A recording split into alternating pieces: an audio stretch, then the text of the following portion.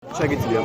ახლა შემოვიდეთ უნივერსიტეტის მეორე კორპუსში, უпростоრად ჯერ დაახლოებით 15-20 წუთის განმავლობაში ვიდექით კორპუსის წინ და ნაცვლად ჩაკეტილი ჰქონდა კარები, არ გვიშვებდნენ უნივერსიტეტის კედლებში, ჩვენს უნივერსიტეტში. შემდეგ როგორც იქნა გააღეს კარები და შემოვედით, აქ მოვედით იმისთვის, რომ მამისთან სტუდენტებმა უბრალოდ მისვისების პროცესი არჩეულად არჩევენ და თავისი საარჩევნო უბანი აქვს პიკეტირებული თვითმმართველობის წარმომადგენლებს და არ გვიშვებენ უბანი. კი ბატონო, თქვენ როგორ აპირებთ ჩართოს ამ პროცესში, თქვა, აპირებთ ხმის მიცემას თუ აპირებთ ჩაშლას?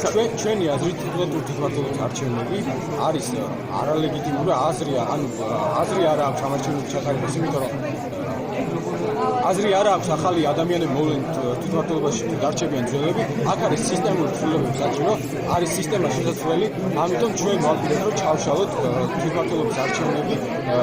ამ დროისთვის პიკეტირებული არის უნივერსიტეტის პირველ კორპუსში საარჩევნო უბნები, მესამე კორპუსში და როგორც ვიცი მეორე კორპუსის ერთი უბანიც არის პიკეტირებული. აქ მოვედით და სამწუხაროდ წინააღმდეგობა გაგვიწია თვითმმართველობა და საკუთარ უბანზე არ უშვებენ სტუდენტებს. კი ბატონო.